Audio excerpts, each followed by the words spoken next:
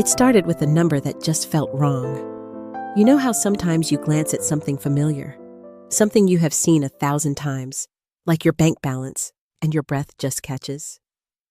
It is not logical, not yet, just a cold prickle crawling up your spine. That was me, staring at my retirement account online, the one I had nurtured like a third child for over 30 years. $120,000. Gone. Vanished. Not a market dip, not a transfer I had forgotten about, just empty space where my security used to be. When I finally confirmed it, when the bank traced the outgoing wire transfer, the recipient name felt like a physical blow, knocking the air right out of my lungs. Connor Mitchell, my son, my boy, the one I had raised on my own since his father decided fatherhood was not for him when Connor was just 3 years old. The one whose scraped knees I had kissed, whose sleepless nights with fevers I had endured, whose college applications I had proofread until my eyes burned. The one I thought I knew better than my own reflection. My world did not just tilt, it shattered. It felt like standing in the rubble of everything I thought was solid, everything I believed in. Betrayal is a sharp, ugly word, but what do you call it when the person holding the knife is your own flesh and blood, the child you poured your entire life into? There is no word deep enough, dark enough for that kind of pain. $120,000.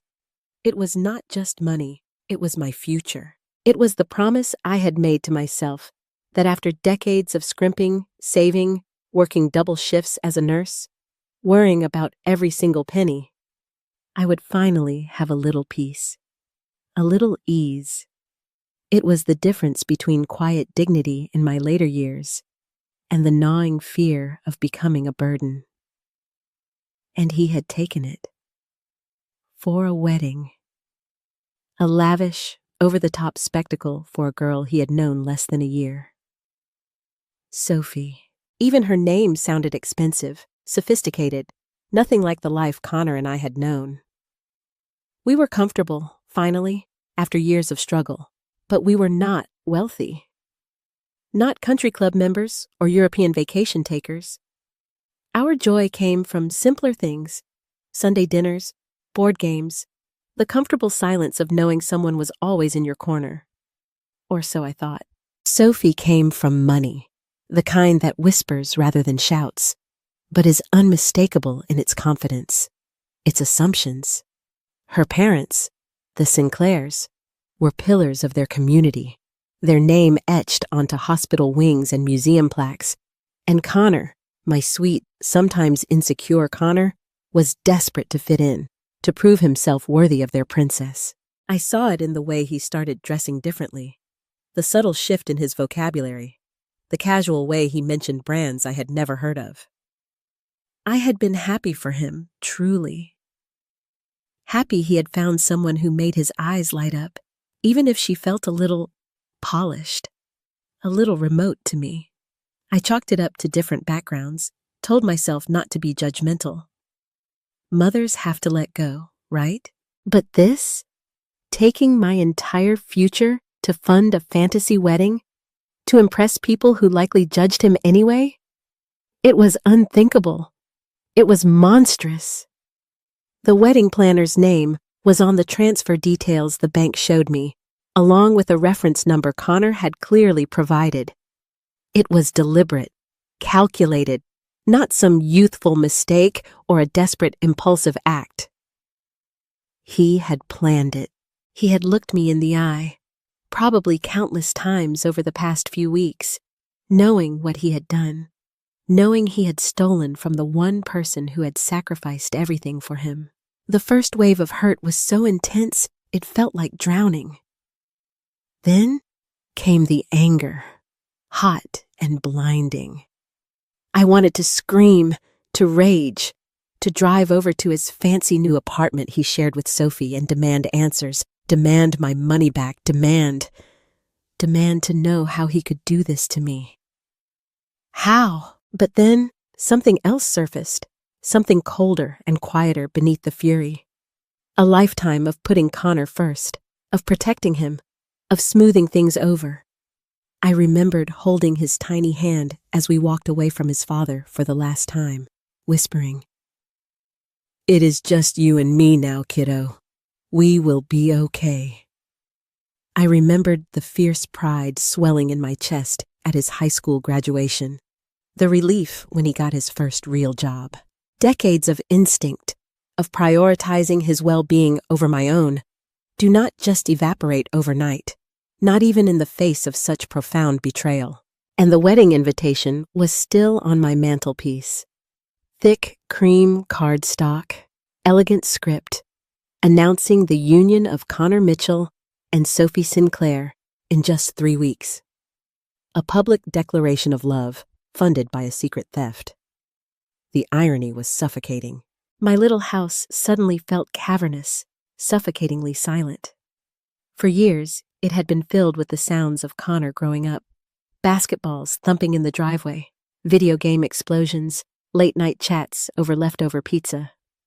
Now, the quiet pressed in, amplifying the frantic beat of my own heart. Who could I even talk to about this? My friends? How could I admit my own son, the boy they had watched grow, the one I had bragged about endlessly, was a thief? The shame felt like a physical weight, pinning me down. It was the kind of secret that festers, that isolates you completely.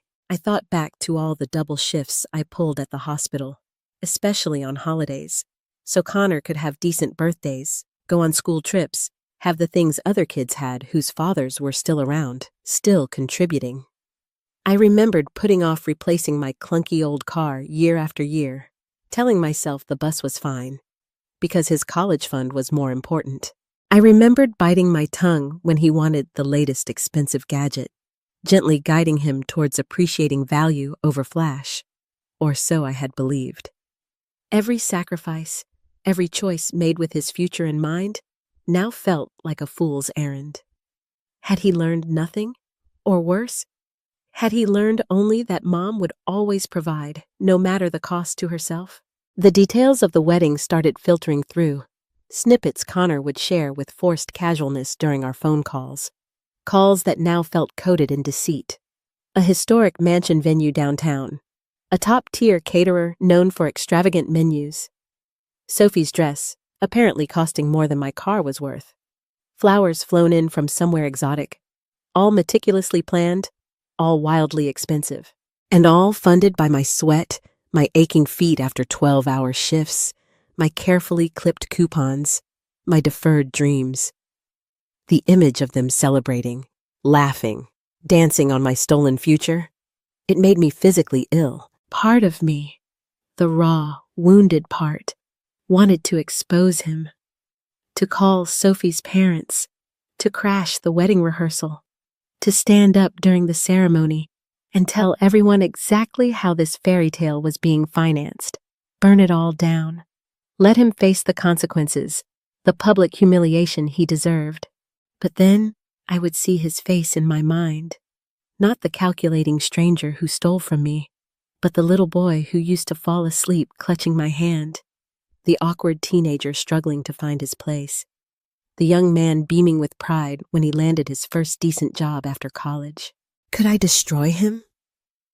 Could I live with myself if I turned his wedding day, supposed to be the happiest day of his life, into a public spectacle of his disgrace? Even now, betrayed and furious, the instinct to shield him, that deep, primal maternal urge, warred within me. And there was another, perhaps less noble, thought flickering beneath the surface. If I caused a scene, if I exposed him publicly, what would happen then? The Sinclairs would likely sever ties immediately. Sophie, faced with a fiancé who was not only less wealthy than she thought, but also a thief who preyed on his own mother, would surely walk away. Connor would be left with nothing. No bride, no wealthy in-laws, no job prospects, because who would trust him? And a mountain of debt from the non-refundable deposits, likely turning back to me, his ruined mother, to pick up the pieces. Was that justice? Or just mutual destruction? No.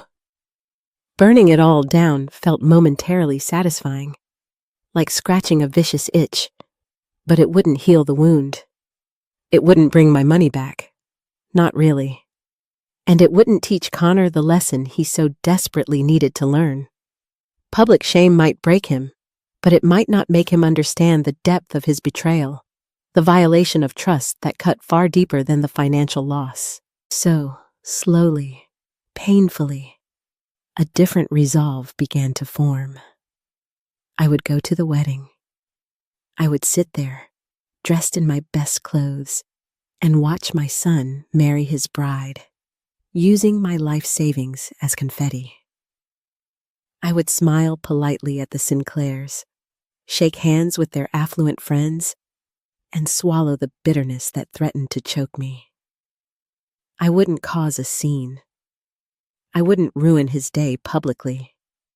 But I wouldn't let this go either. He wouldn't just get away with it.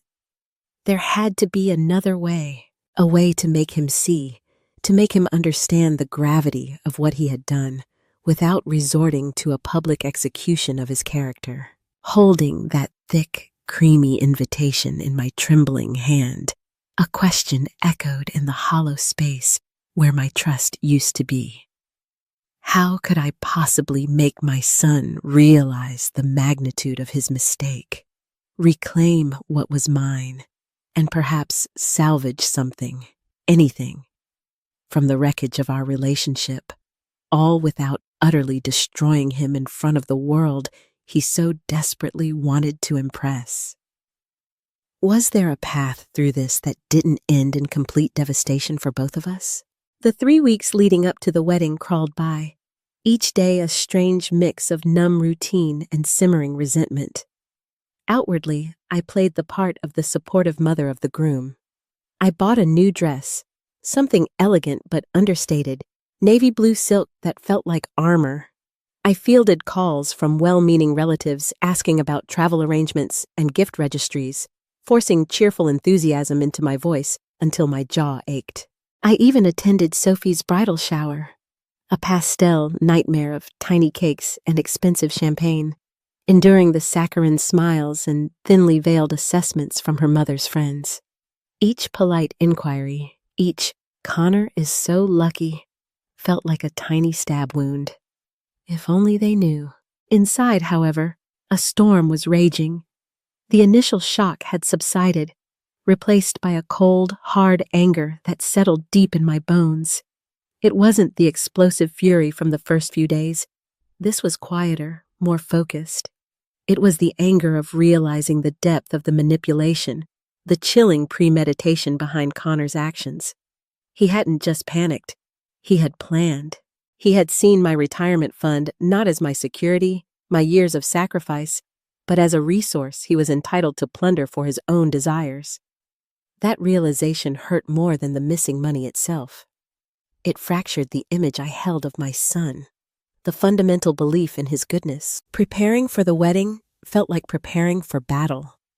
Every time I looked at the dress hanging in my closet, every time I RSVP'd to another pre-wedding event, it wasn't about celebration.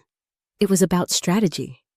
I needed to understand what I was walking into, not just emotionally, but factually.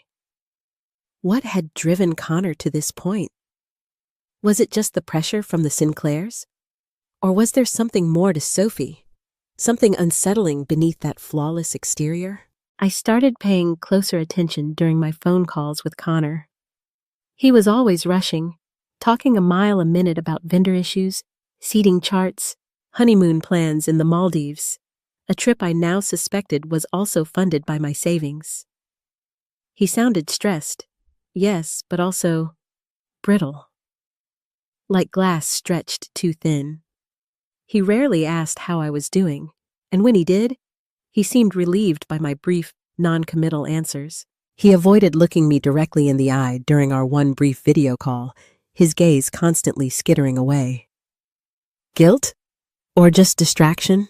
And Sophie, she remained an enigma wrapped in designer clothing, always polite, always charming, But there was a coolness in her eyes, a transactional quality to her interactions that set my teeth on edge. During the bridal shower, I watched her accept extravagant gifts with a practiced, almost dismissive grace, her attention already drifting to the next expensive bauble.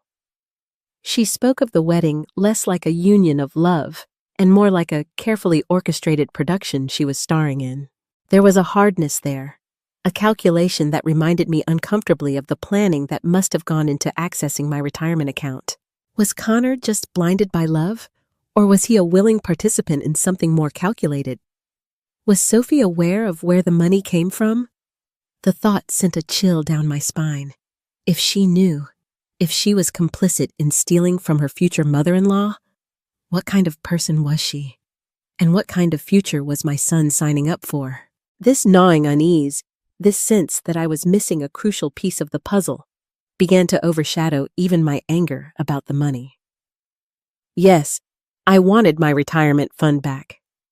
Yes, I wanted Connor to face what he had done, but a new, urgent feeling was rising, the need to protect him, not from the consequences of his actions this time, but from a potential future I was starting to dread.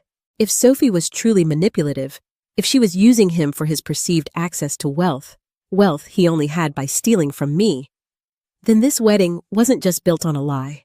It was a trap. My resolve hardened. I couldn't just show up and smile through the pain anymore. I couldn't rely on Connor suddenly developing a conscience amidst the champagne toasts and congratulatory backslaps. I needed information. I needed leverage, not for revenge necessarily, but for clarity, for truth. And maybe, just maybe, for a way to pull my son back from the edge before he tied himself legally and emotionally to someone who might be far more dangerous than he realized. The anger was still there, a cold flame burning steadily, but now it had a purpose beyond my own hurt.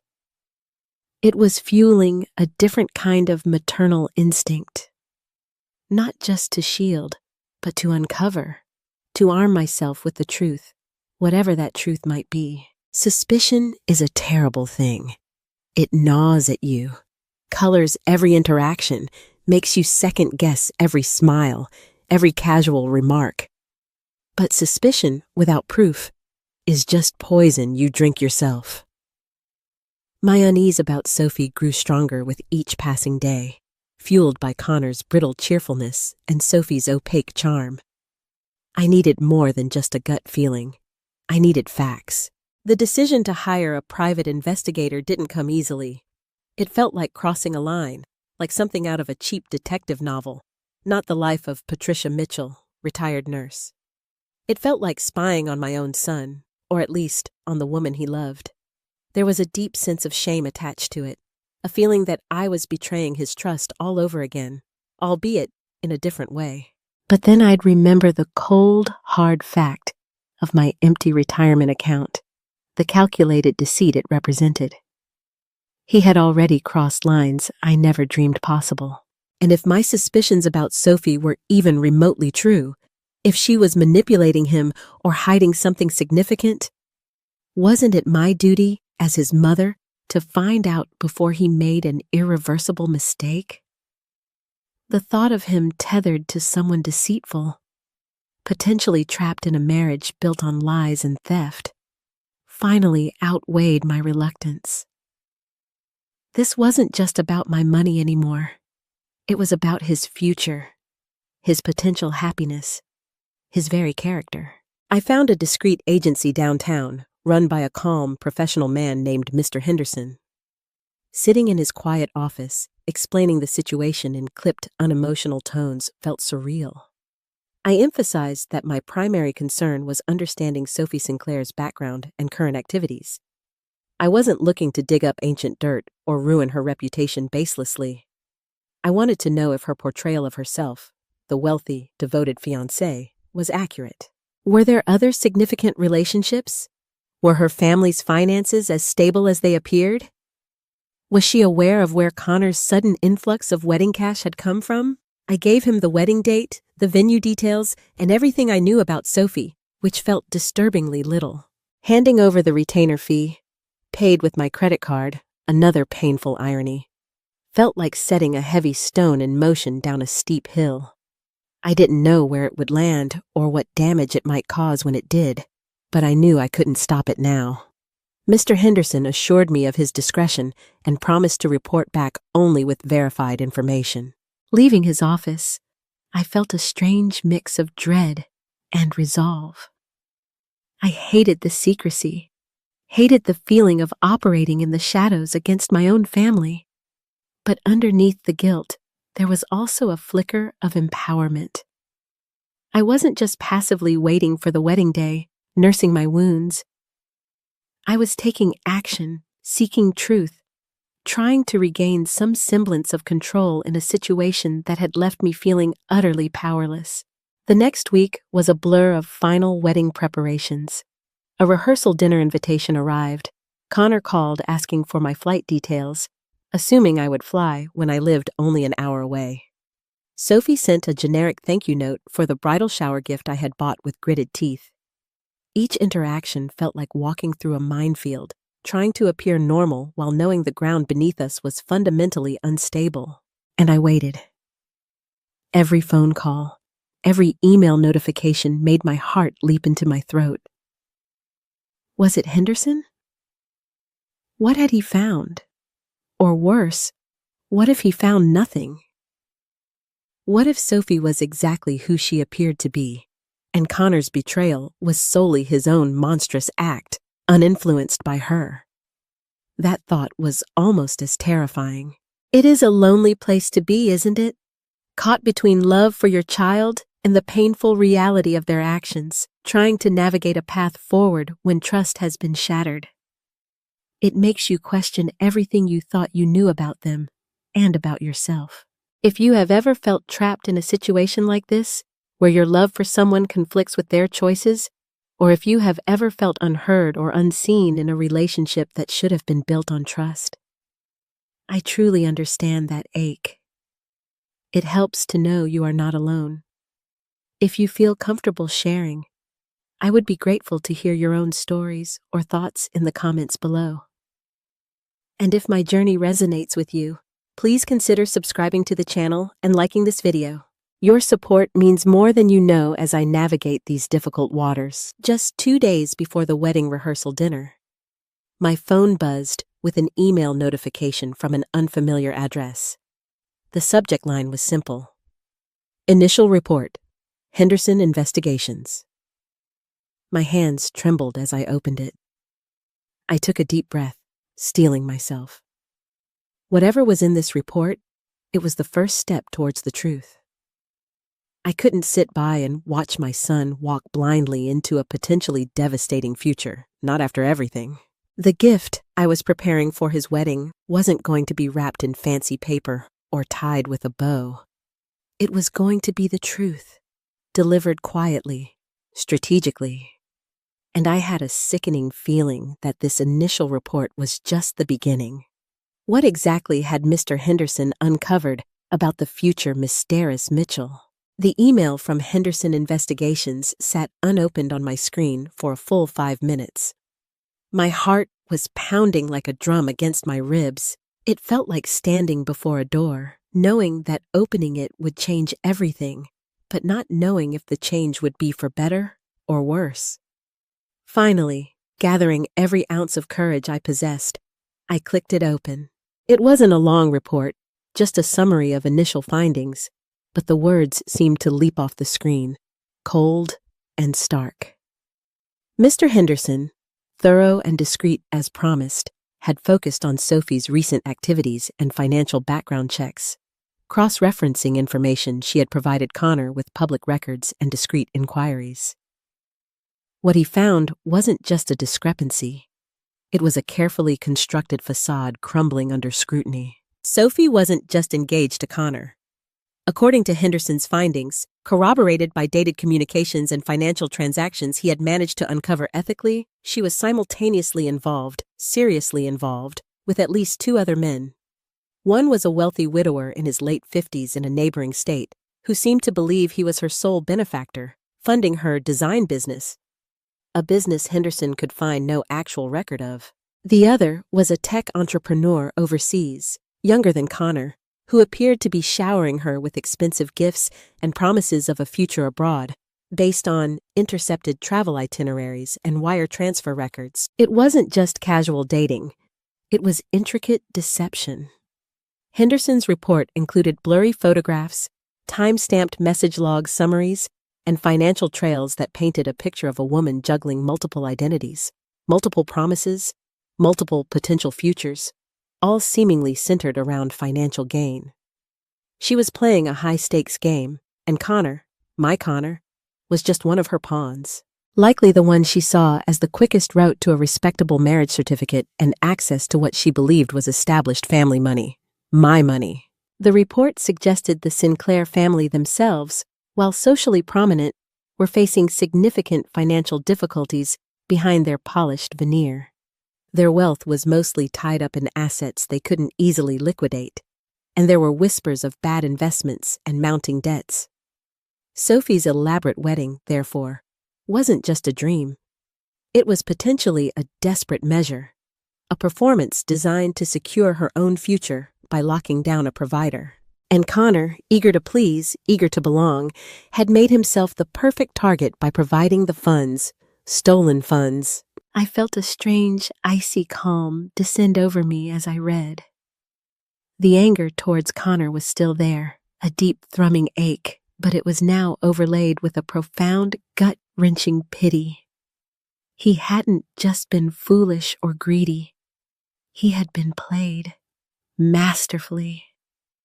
He was a victim too, in a way, caught in the crosshairs of a sophisticated predator who saw his love and insecurity as weaknesses to be exploited. My desire to protect him surged back, stronger than ever, but now it had a clear focus. I wasn't just protecting him from public shame. I was protecting him from her. The report also contained details about Sophie's methods. Subtle manipulations, feigned vulnerabilities, carefully crafted stories designed to elicit sympathy and financial support. It detailed how she isolated her targets, making each man feel uniquely special, uniquely needed. It was a pattern, cold and calculated.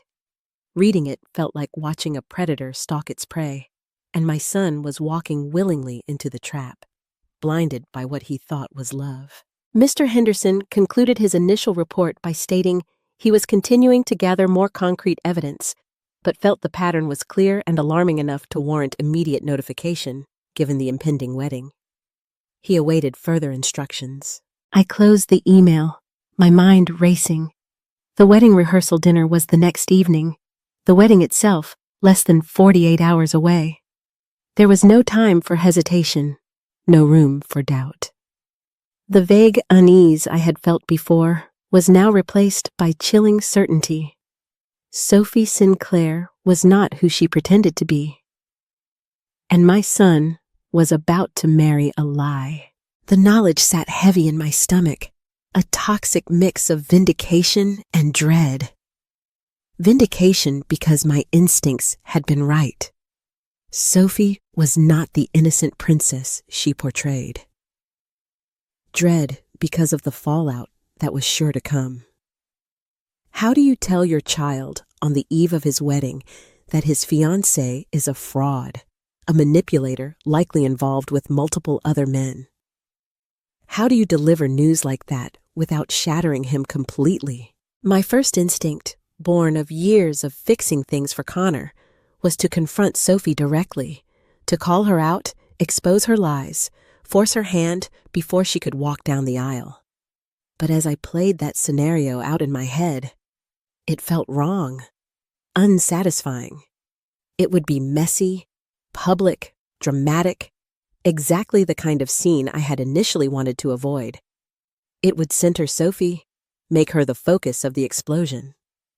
And while she undoubtedly deserved exposure, my priority wasn't her punishment.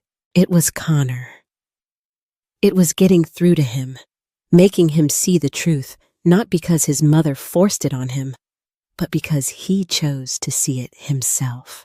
Then there was the option of confronting Connor privately before the rehearsal dinner, laying out Henderson's findings, showing him the proof. But would he even believe me? In his current state, desperate to impress, deeply invested in the fantasy of this wedding and this life with Sophie, would he see my evidence as a mother's desperate attempt to sabotage his happiness?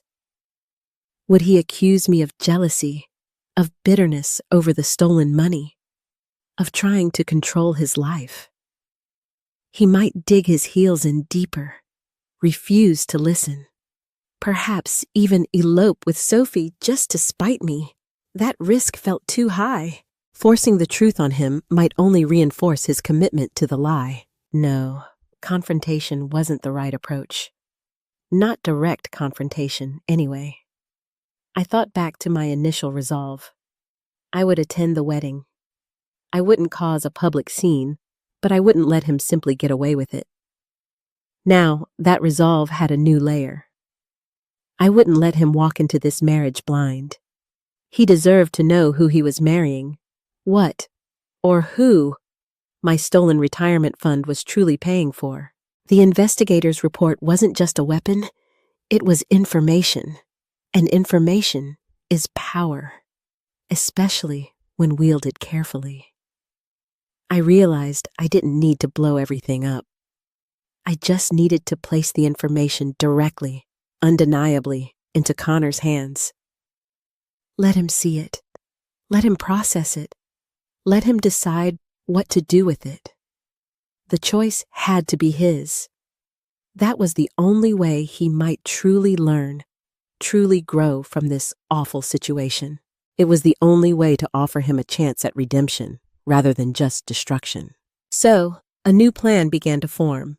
Quieter, more strategic, but no less impactful. I emailed Mr. Henderson back, instructing him to compile all the evidence, summaries of communications, financial trails, photographs, background inconsistencies, into a concise, easily understandable format. Something tangible, something undeniable. I asked him to have it ready by the next afternoon, delivered discreetly to my home. Then I started thinking about the wedding gift. Traditionally, the mother of the groom gives something meaningful, perhaps a family heirloom or a contribution towards the couple's future. My gift would be meaningful, all right, devastatingly so. I went to a craft store and bought a beautiful, simple photo album. Not a wedding album, just a classic, leather-bound book meant for cherished memories. Back home, I carefully printed Mr. Henderson's report pages. I arranged them chronologically within the album, letting the stark facts speak for themselves. The timeline of Sophie's overlapping relationships, the evidence of financial deceit, the blurry surveillance photos that hinted at clandestine meetings. It felt cold, almost clinical, laying out the proof of her betrayal page by page. But it couldn't just be clinical. This was still my son. Tucked into the very front of the album, before the damning evidence began, I decided to place a single photograph. It was an old one, slightly faded, taken years ago on a camping trip. Just the two of us, smiling, Connor probably around 10 years old, missing a front tooth, beaming proudly as he held up a small fish he had caught. It was a picture from a simpler time, a time when our trust felt absolute, when the world seemed less complicated. And beneath that photo, I would write a short letter. Not angry, not accusatory, but honest. Explaining how I discovered the missing money, the hurt it caused, but also explaining that my deeper concern, fueled by inconsistencies I couldn't ignore, led me to seek the truth about Sophie for his sake. I would tell him I loved him, that I didn't want to cause him pain, but that he deserved to know the truth before making the biggest commitment of his life. I would make it clear that what he did with this information, what he did next, was entirely up to him. This album, this compilation of painful truths, wrapped in a mother's love and concern, would be my wedding gift. I would hand it to him privately, perhaps just before the ceremony, or maybe at the rehearsal dinner. I hadn't decided exactly when yet. There would be no public pronouncements, no accusations hurled across a crowded room. Just a quiet exchange. A mother handing her son a truth he desperately needed to see. Preparing that album felt like the hardest thing I had ever done. Each page I inserted felt like another small betrayal of the happy family image I had always tried to maintain. But it also felt right. Resolute. I wasn't acting out of spite anymore. I was acting out of a fierce, protective love. A love that demanded honesty, even when it hurt. I was giving Connor back the agency he had tried to steal from me. The agency to make informed choices about his own life. Whether he would take it, whether he would choose truth over illusion, remained to be seen. But I had made my decision. I would go to the wedding events, album in hand, and I found, strangely enough, a flicker of my old self returning. Not the victim, not the weeping mother, but Patricia Mitchell, a woman who knew her worth and was ready, calmly and strategically, to reclaim it. My son wanted a fairy tale wedding? Fine, but fairy tales sometimes have dark twists before the happily ever after. Or perhaps there is no happily ever after, just the hard-won clarity of truth. I was ready for whatever came next. The rehearsal dinner was held at an absurdly expensive restaurant downtown, the kind with hushed lighting, starched white tablecloths, and waiters who hovered unobtrusively. The air hummed with forced gaiety and the clinking of crystal glasses. Sophie was radiant, playing the part of the blushing bride to perfection, clinging to Connor's arm, her laughter echoing slightly too loudly in the elegant space. Her parents, the Sinclairs, presided over the main table with an air of weary noblesse oblige, their smiles polite but strained at the edges. Perhaps Henderson's whispers about their finances held some truth. I sat through the cocktail hour, nursing a glass of sparkling water, feeling strangely detached, like watching a play unfold. I exchanged pleasantries, accepted compliments on my dress, and deflected questions about how thrilled I must be. Each interaction required a conscious effort to keep my mask of maternal pride firmly in place. Inside, my heart pounded a steady rhythm against my ribs, a drumbeat counting down to the moment of truth. The album, nestled inside a tasteful gift bag that looked innocuous enough, felt like a lead weight on the seat beside me. Connor seemed wired, his energy frantic. He bounced from group to group, laughing too hard, talking too fast, his eyes constantly scanning the room. Was he merely stressed about the wedding? Or did some part of him sense the precariousness of his situation? Did he feel the weight of his deceit? He avoided catching my eye for most of the evening, a subtle dance of evasion that only confirmed my resolve. He knew, on some level, that a reckoning was due. He just didn't know it was arriving tonight. Sophie, in contrast, was the picture of cool confidence. She moved through the room like she owned it, accepting admiration as her due. Watching her now, knowing what I knew, her charm seemed reptilian, her smiles calculated. I saw the way she subtly steered conversations, the way she touched Connor's arm possessively when another woman engaged him in conversation, the brief, almost imperceptible flicker of assessment in her eyes as she greeted guests. She was performing, and the performance was flawless, chillingly so. Dinner was served. Course after meticulous course of food I barely tasted. The conversation flowed around me, talk of the wedding ceremony, the honeymoon, the bright future awaiting the happy couple. It felt like listening to a foreign language, completely disconnected from the reality churning inside me and resting in the gift bag by my side. My stomach twisted with a nauseating mix of anxiety and determination. This was it. There was no turning back now. As dessert plates were being cleared and toasts were about to begin, starting, inevitably, with Mr. Sinclair preparing to drone on about welcoming Connor into their esteemed family, I knew I had to act. Waiting until the wedding morning felt too risky.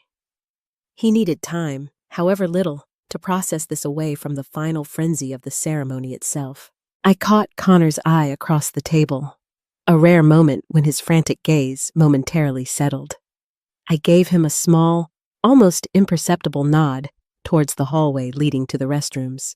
His brow furrowed slightly in confusion, but after a moment's hesitation, seeing the quiet insistence in my expression, he murmured an excuse to Sophie and slid out from his chair. My legs felt unsteady as I stood, picking up the gift bag. Every eye at the table seemed to follow me as I excused myself. The short walk down the carpeted hallway felt like miles, the ambient noise of the restaurant fading behind me, replaced by the frantic pounding in my own ears. Connor was waiting near the entrance to the ornate restrooms, leaning against the wall, impatiently checking his watch. The forced smile he usually wore was gone, replaced by a wary, almost guarded expression. Seeing me approach, gift bag in hand, he straightened up, a flicker of apprehension crossing his face. "Mom? What's going on? Sophie's dad is about to start the toasts." His voice was strained, trying for casual but failing. I stopped in front of him, the hushed elegance of the corridor suddenly feeling intensely intimate, isolating us from the celebration just yards away. I held out the gift bag. My hand was surprisingly steady. "Connor?" I began, my voice low and calm, though my heart felt like it might beat its way out of my chest. "There's something I need you to see, before tomorrow. Before you make promises you might not fully understand." He eyed the bag suspiciously. "A wedding gift? Now? Mom, can't this wait?" "No, Connor, it can't." I pushed the bag gently into his hands. "There's a letter inside, right at the front. Please read it first. It explains everything. It explains why I had to do this." My voice quavered slightly on the last words, the raw emotion threatening to break through my carefully constructed composure. "I love you, more than you know. That's why you need to see this. What you do after, that's entirely your decision. No scenes, no public drama, just the truth. Your truth to decide on." He looked down at the bag, then back up at my face, searching my eyes. He must have seen the pain there, the terrible certainty, because the impatience drained from his expression, replaced by a dawning dread. He clutched the bag, his knuckles turning white. Without another word, I turned and walked back towards the dining room, leaving him standing alone in the quiet hallway with the beautifully wrapped evidence of his fiancée's deception and implicitly his own devastating mistake. Every step felt heavy. Had I just detonated a bomb in my son's life? Had I destroyed the last fragile threads of our relationship? The urge to run back, snatch the album away, pretend none of it ever happened, was almost overwhelming. But I forced myself to keep walking, back towards the oblivious laughter and clinking glasses.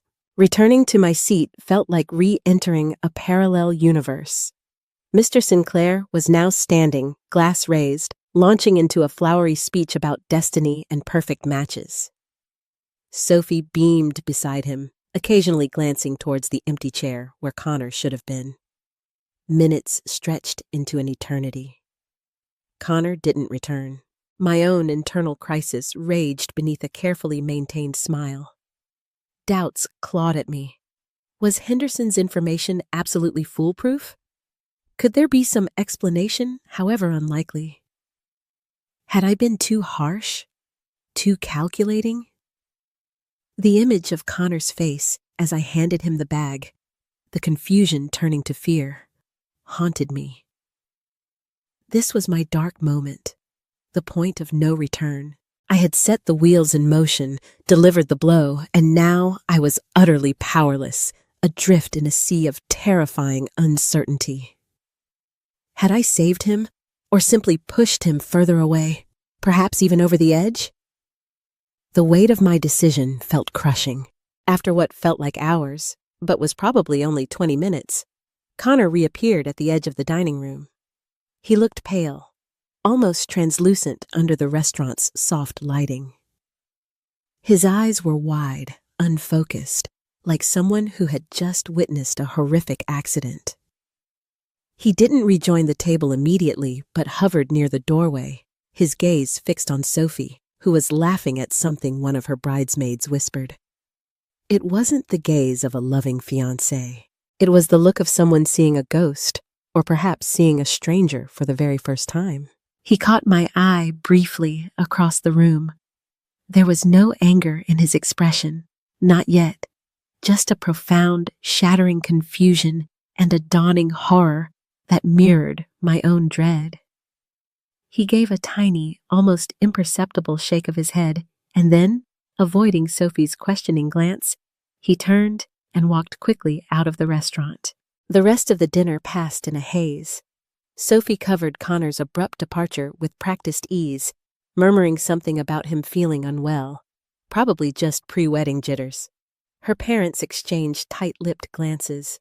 The festive atmosphere felt utterly hollow now, a charade playing out over a chasm that had just opened up.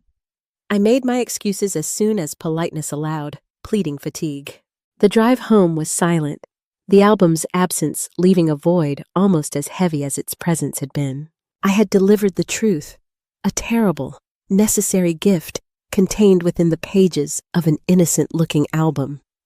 I had laid bare the deception surrounding my son, forcing him to confront the reality he had funded with my stolen life savings. Now the choice was irrevocably his. Would he cling to the beautiful, expensive illusion? Or would he find the courage to face the ugly truth and its consequences?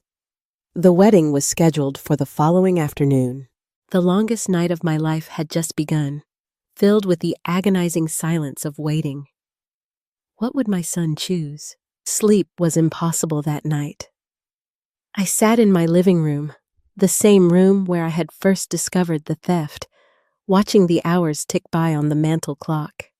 Every creak of the house, every distant siren made me jump. I kept replaying the scene at the restaurant in my mind. Connor's pale face, the look of dawning horror, his abrupt departure. Had I done the right thing? Was there any way back from this for him? For us? The silence stretched, heavy with unspoken fears and possibilities.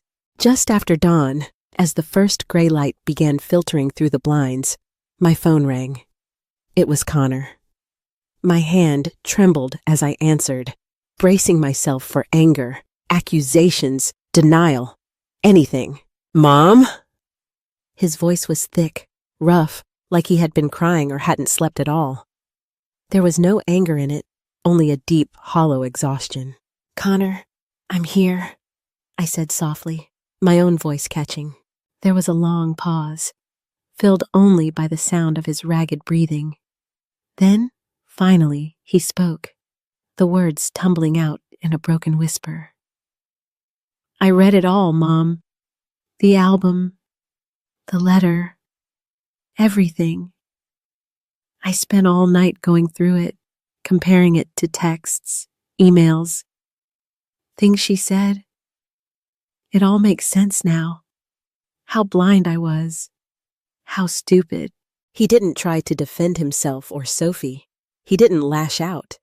He sounded utterly defeated, stripped bare of all pretense. He told me how, after leaving the restaurant, he had driven aimlessly for hours before parking by the river, the photo album open on the passenger seat. He described confronting Sophie back at their apartment in the early hours of the morning. It hadn't been explosive, he said, just quiet and devastating. She had tried to deny it at first, then tried to justify, manipulate, turn it back on him, on me. But the evidence in the album was too clear, too overwhelming. The facade had shattered completely, revealing the cold calculation beneath. She admitted it, Mom, he choked out. Not all of it, not the other guys explicitly, but enough. Enough about the money, about needing this wedding, about using me, using your money. Another pause, heavier this time. My God, Mom, what have I done? Relief washed over me, so potent it left me weak. but it was tangled with a profound sorrow for the pain he was clearly in. He had seen the truth. He hadn't run from it. That was the first, crucial step. The epiphany wasn't explosive, but a slow, dawning realization, painful and humbling.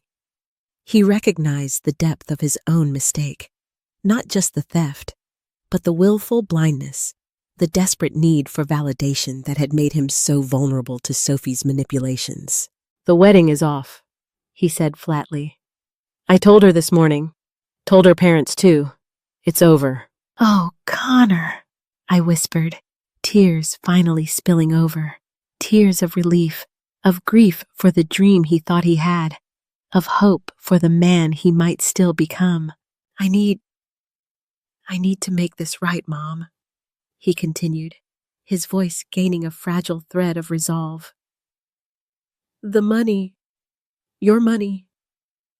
I don't know how yet, but I will pay you back. Every single cent, even if it takes me the rest of my life. I am so sorry for everything." His apology felt real, raw, unvarnished. It wasn't the easy sorry of a child caught with his hand in the cookie jar. It was the gut-wrenching remorse of a man confronting the wreckage of his own choices.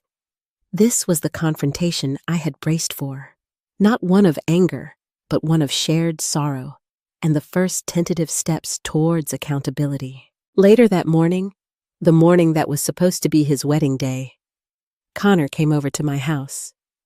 He looked exhausted, his eyes red-rimmed, but he stood straighter than I had seen him in months. He didn't come empty-handed. He carried a single, slightly crumpled document, a repayment agreement he had drafted himself, outlining a plan to return the $120,000, starting immediately with the liquidation of some assets he had acquired during his time with Sophie. Assets I now knew were likely bought with my money anyway. It was a start, a tangible symbol of his commitment. There were no easy hugs, no instant forgiveness. The wound was too deep for that. But we sat at my kitchen table, the same table where we had shared countless meals and conversations over the years, and we talked. Really talked. He spoke of the pressure he felt, the insecurity that drove him, the intoxicating allure of the Sinclair's world, and Sophie's seemingly effortless sophistication. He didn't make excuses, but he offered explanations, laying bare the vulnerabilities that had led him down such a destructive path. I listened, trying to understand the boy I raised within the man who had betrayed me. I spoke, too, sharing the depth of my hurt, the fear he had instilled about my future, the agonizing choices I faced leading up to the wedding. It was painful, messy, but utterly honest. For the first time in a long time, there were no secrets between us, no hidden agendas, just the raw, uncomfortable truth laid bare on the familiar patterned tablecloth. He asked me, his voice barely a whisper, why I hadn't exposed him publicly, why I gave him the album privately, gave him the choice. "Because, Connor," I said, looking him directly in the eye, "public shame might break you, but it wouldn't necessarily teach you anything. It wouldn't make you understand the trust you broke, the love you trampled on. That understanding had to come from you. And because..."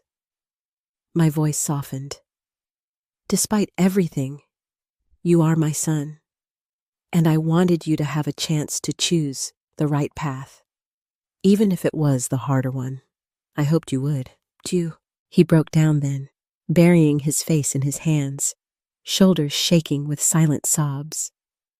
I reached across the table and placed my hand over his. It wasn't forgiveness, not yet, but it was connection. A fragile bridge beginning to form across the chasm his actions had created. The aftermath wasn't simple. Canceling a wedding of that scale was a logistical and financial nightmare. Connor faced the fallout head-on, dealing with vendors, explaining to bewildered friends and relatives, without revealing the ugliest details about Sophie or the theft, simply stating irreconcilable differences, and absorbing the significant financial losses from non-refundable deposits, losses he insisted on covering himself, separate from his debt to me. Sophie vanished from his life almost immediately, likely already focusing on her other prospects. The Sinclairs maintained a frosty distance. It took time, months, years even. Connor worked diligently, sometimes taking extra jobs to make his monthly payments to me. He moved into a small, modest apartment, started rebuilding his life from the ground up, focusing on his work and slowly, cautiously, on rebuilding his relationship with me. Our conversations became regular again, hesitant at first, but gradually regaining a semblance of their old warmth, now grounded in a more mature honesty. He started seeing a therapist to understand the patterns that led him to seek validation in unhealthy ways. The album, the catalyst for it all, sits tucked away in a box in my closet now. It served its purpose. It wasn't an instrument of revenge, but a tool for truth. It didn't destroy Connor. It forced him to confront himself, and ultimately, it set him free from a path that would have surely led to more profound misery. He had to lose everything he thought he wanted to find what truly mattered. Looking back, the theft, the betrayal, it still aches sometimes. Trust, once shattered, takes a long time to mend fully. But we are mending. Connor is learning that value isn't measured in dollars or designer labels, but in integrity, accountability, and genuine connection.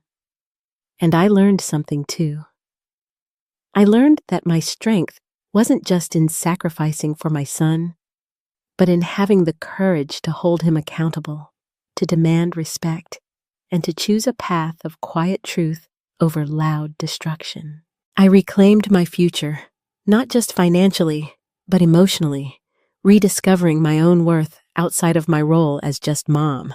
Our relationship today isn't the same as it was before the naive innocence was lost, but maybe it's stronger, tempered by fire, built on the hard bedrock of honesty.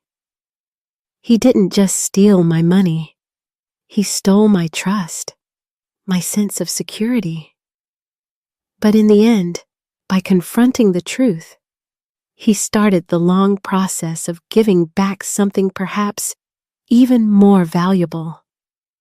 My son, the flawed, struggling, but ultimately decent man I had raised, finally finding his way back.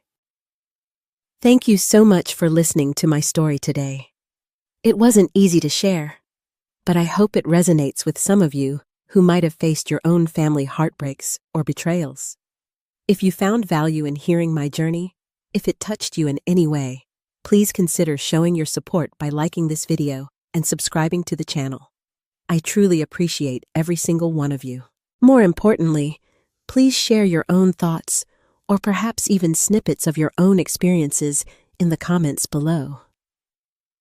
Knowing we are not alone in these struggles makes such a difference.